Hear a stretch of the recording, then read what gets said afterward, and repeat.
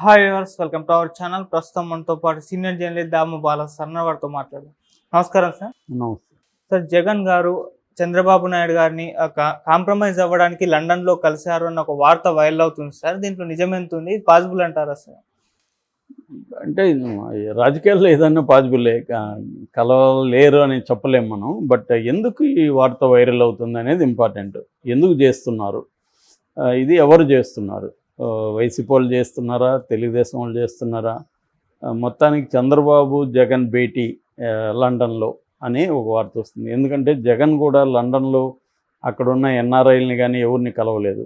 చంద్రబాబు అసలు ఏ ఊరిలో ఉన్నాడో కూడా ఎవరికి తెలియదు. మొన్నటి వరకు ఇటలీ అని సాక్షి వీళ్ళు రాశారు, ఇటలీలో. కానీ సాక్షి దగ్గర ఏమీ సాక్ష్యం లేదు ఉన్నట్టు. ఊరికే రాశారు తప్ప ఉన్నట్టు ఏదన్నా సాక్ష్యం కావాలి కదా, అట్లాంటిది ఏది లేదు. అంటే ఎయిర్పోర్ట్లో కానీ ఎక్కడో చోట పబ్లిక్ ప్లేస్లో నుంచే కదా వెళ్ళాలి. మరి ఎందుకు తెలియకుండా వెళ్ళగలిగారు చంద్రబాబు? ఎలా వెళ్ళగలిగాడు? ఎక్కడా లేదు. ఎవరిని కలవలేదు చంద్రబాబు కూడా. ఎన్ఆర్ఐలను మామూలుగా అయితే ఎన్ఆర్ఐలను అభినందించడం, అక్కడ అవన్నీ హంగామా వ్యవహారం ఉంటుంది. సో ఇందువల్ల డౌట్స్ ఉన్నాయన్నమాట. అసలు ఇతను జగనేమో అట్లా చంద్రబాబు లాగా ఎవరికి తెలియకుండా వెళ్ళలేడు. ఎందుకంటే సిబిఐ కోర్టుకి అన్ని విషయాలు చెప్పాలా, ఆయన ఎక్కడెక్కడికి వెళ్తాడు డీటెయిల్స్ ఇవ్వాలి, ఫోన్ నెంబరు, మెయిల్ ఐడీలు సిబిఐకి ఇవ్వాలి, కోర్టుకి కూడా ఇవ్వాలి. సో సిబిఐకి కోర్టుకి అతను ఈరోజు ఎక్కడున్నాడు, 4 గంటలకు ఎక్కడున్నాడు, 5 గంటలకు మొత్తం సిబిఐకి కోర్టుకి అతని ప్రోగ్రామ్ అంతా ఇవ్వాలి. కానీ చంద్రబాబు, నిజానికి చంద్రబాబు మీద కూడా కేసులు ఉన్నాయి. చంద్రబాబు కూడా బెయిల్ మీద ఉన్నాడు. చంద్రబాబు కూడా పర్మిషన్ తీసుకోవాలి మామూలుగా అయితే, కానీ అవేవి చేయకుండా మేనేజ్ చేసుకొని వెళ్ళగలిగాడు చంద్రబాబు. తనకున్న వ్యవహారం వేరే. సో ఇప్పుడు వీళ్ళిద్దరూ కలిశారు అని ఎందుకు వస్తుంది వార్త అంటే, దానికి ఒక కారణం ఏంటంటే జగన్కి థ్రెట్ ఉంది అని నిన్న కూడా నేను దీన్ని ఎక్స్ప్లెయిన్ చేశాను. అయితే నాకు ఈరోజు మళ్ళీ ఇంకొన్ని డీటెయిల్స్ తెలిసాయి. అక్కడ లండన్ ఎన్ఆర్ఐస్ కొంతమంది మాట్లాడారు. సో దాన్ని బట్టి మనకు అర్థమైంది ఏమంటే, జగన్కి గతంలో కూడా 2019లో కూడా ఒక 60 మందిని దించారు అక్కడ జగన్ కోసం. సో అనేది ప్రధానంగా ఎవరు దించారంటే తెలుగుదేశం వర్గాలే దించాయనేది వాళ్ళకున్న అభిప్రాయం, ఎవరికి, వైసీపీకి. సో జగన్ని ఎందుకంటే జగన్ కమ్మ సామాజిక వర్గ ఆర్థిక మూలాలని దెబ్బకొట్టాడు. ముఖ్యంగా అమరావతిలో కమ్మ సామాజిక వర్గం అక్కడ అమరావతి మీద చాలా హోప్స్ పెట్టుకునింది. దాంట్లో చాలా ఇన్వెస్ట్ చేశారు. చుట్టుపక్కల ల్యాండ్స్ విపరీతంగా, ఒక అమరావతి అంటే విజయవాడ, గుంటూరు చుట్టుపక్కలే కాకుండా ఇట్లా నరసరావుపేట దగ్గర, తెనాలి వరకు, ఇటు ఆ రౌండ్ మొత్తం విపరీతంగా ఇన్వెస్ట్ చేశారు ఎన్ఆర్ఐలు. సో ఇప్పుడు అదంతా కూడా పడిపోయింది. సో మళ్ళీ జగనే వస్తే ఇంకా వాళ్ళు మర్చిపోవాల్సిందే. వైజాగ్, తిరుపతి, కాకినాడ ఇలాంటివి డెవలప్ అవుతున్నాయి, కానీ అమరావతి ఇంకా డెవలప్ అయ్యేది కష్టమైపోతుంది. సో చంద్రబాబు వస్తే మళ్ళీ వాళ్ళకి ఇది అవుతుంది. కానీ చంద్రబాబు వస్తాడా అనేది డౌట్ ఉంది వాళ్ళకి. అందుకని జగన్ మీద మళ్ళీ ఈ ఆపరేషన్ స్టార్ట్ చేశారా? ఏముంది, ఇప్పుడు కమ్మ సామాజిక వర్గానికి వేల కోట్లు డబ్బులు ఉన్నాయి. వాళ్ళు యునైట్ అవ్వడంలో వాళ్ళని మించిన వాళ్ళు లేరు.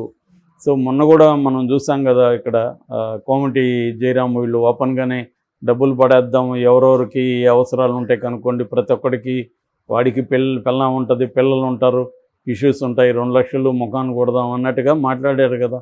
సో అందువల్ల పెద్ద ఎత్తున ప్రపంచవ్యాప్తంగా ఉన్న కమ్మ సామాజిక వర్గం అంతా యునైట్ అవుతున్నారు. వాళ్ళతో పెట్టుకోవడం అనేది జగన్ చేసిన తప్పు. సో వాళ్ళతో ఎవరు కూడా ఇప్పటి వరకు పెట్టుకోలే. ఇప్పటి వరకు రామోజీరావు దగ్గరికి పోలీసులను పంపించిన సీఎం ఎవడు లేడు. అటువంటిది జగన్ దుస్సాహసం చేసి రామోజీరావును అరెస్టుకు ట్రై చేయడం, ఆయన దగ్గరికి సిఐడీలను పంపించడం వాళ్ళ ఇంటికి. ఆయన కూడా అన్నాడు కదా, ఇది కలికాలమా జగన్ కాలమా అని కూడా రామోజీరావు కామెంట్ చేశాడు. నా దగ్గరికి పోలీసులు వచ్చారు, ఎప్పుడు రాలేదని కూడా అన్నాడు. రామోజీరావుని ఇప్పటివరకు ఎవరు టచ్ చేయలేదు. అలాగే చంద్రబాబును కూడా ఇప్పటివరకు ఎవరు జైల్లో పెట్టలేదు. ఈ 2 పనులు అనేవి జగన్ చేసింది. అది ఇద్దరు కూడా కమ్మ సామాజిక వర్గానికి పెద్ద icons, Chandrababu and Ramoji Rao. So వీళ్ళిద్దరిని టచ్ చేయడం అనేది కూడా వాళ్ళు ఎమోషనల్గా హర్ట్ అయ్యారు. అట్లాగే వాళ్ళ ప్రయోజనాలు మామూలు కమ్మ సామాజిక వర్గమే క్యాపిటలిస్ట్ పెట్టుబడిదారీ సామాజిక వర్గం, అది వ్యాపార సామాజిక వర్గం. సో ఈ వ్యాపార సామాజిక వర్గానికి ప్రధానంగా ఏంటంటే వ్యాపార ప్రయోజనాలు ఇంపార్టెంట్. మనకి చూస్తే మనకి 19th సెంచరీలో జమీందారీలుగా ఎక్కువ కమ్మ బ్యాచ్ ఉండేవాళ్ళు. దాని తర్వాత కార్నవాలిస్ వచ్చి రైతువారీ సిస్టమ్ని పెట్టడం. అంటే అప్పటి వరకు ఏంటంటే భూమి మీద ఓన్లీ పంటలను బట్టి ట్యాక్స్ ఉండేది, నువ్వేం పంట పండిస్తే దానికి ట్యాక్స్ ఉండేది. అయితే ఈయన కార్నవాలిస్ వచ్చి ఏం చేశాడంటే భూమిని మెజర్ చేసి ఏ భూమి ఎంత అని అందరికీ డిస్ట్రిబ్యూట్ చేసేసి భూమిని బట్టి ట్యాక్స్ పెట్టారు. ఆ భూమిలో నువ్వేమన్నా పండించుకో, ట్యాక్స్ ఫిక్స్డ్ ట్యాక్స్ కట్టాలి. ఇది ఆ జమీందారులుగా ఉన్న కమ్మ బ్యాచ్కి కలిసి వచ్చింది.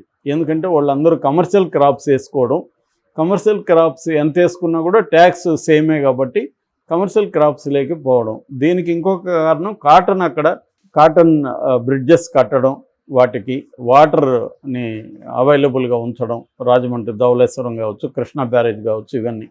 సో వీటి వల్ల కాటన్ను ఒకవేళ బ్రిటిష్ గవర్నమెంట్కి ఇన్కమ్ పెంచడానికి కట్టుండొచ్చు కానీ ప్రధాన గోలు, బట్ ఇది హెల్ప్ అయింది వీళ్ళకి.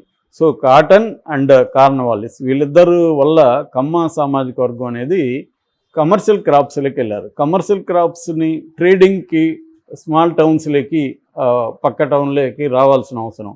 అలాగా వాళ్ళు ఏం చేశారంటే టౌన్లలోకి రావడం, వాళ్ళ పిల్లల్ని ఎడ్యుకేట్ చేయడం, ఈ అగ్రికల్చర్ చుట్టూ ఉండే వ్యాపారాలకు కూడా వీళ్ళే చెరుకు ఫ్యాక్టరీలు కావచ్చు, ఎరువుల ఫ్యాక్టరీలు కావచ్చు, వీటిలంతా కూడా కమ్మ సామాజిక వర్గం రంగంలో ఎదిగింది. అదే టైంలో రెడ్డీస్ ఏమో కాంట్రాక్టులుగా ఉంటున్నారు, రైల్వే కాంట్రాక్టులు, అలాగే రాయలసీమలో ముఖ్యంగా. ఇలాగ కమ్మ సామాజిక వర్గానికి చారిత్రకంగా ఇవన్నీ హెల్ప్ అయ్యి వీళ్ళు బిజినెస్ కమ్యూనిటీగా మారారు.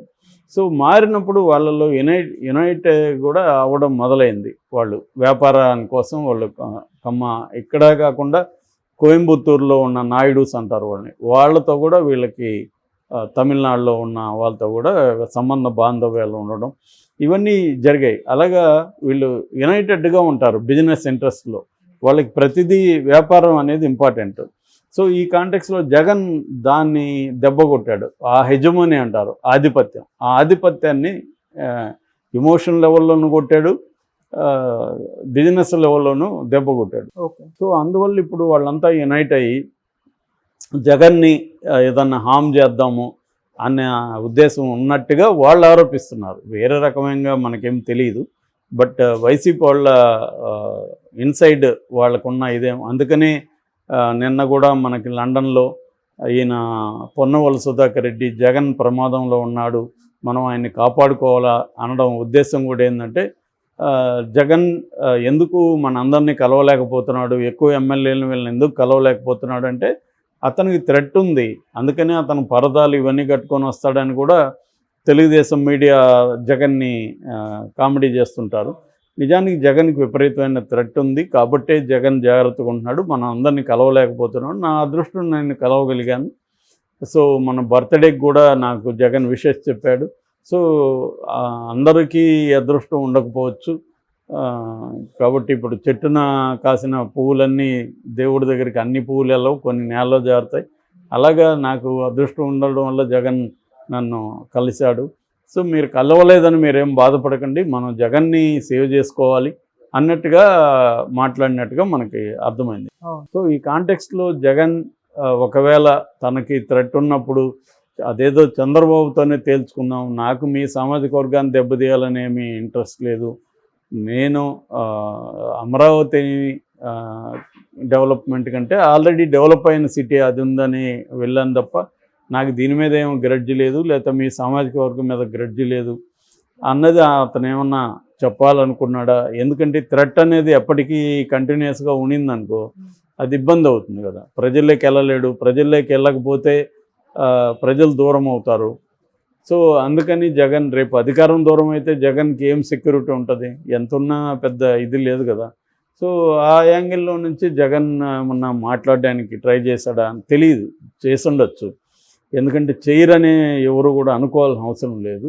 ఆ రకంగా ఏమైనా ఉందా అనేది డౌట్. ఎందుకంటే నిపులేందు పొగరాదు అన్నట్టుగా లండన్లో వీళ్ళిద్దరూ కలిశారా లేకపోతే ఏదైనా రాయబారం జరిగిందా అనేది తెలీదు. కొంతకాలానికి మనకి క్లారిటీ వచ్చే అవకాశం ఉంది. Okay sir, thank you so much sir.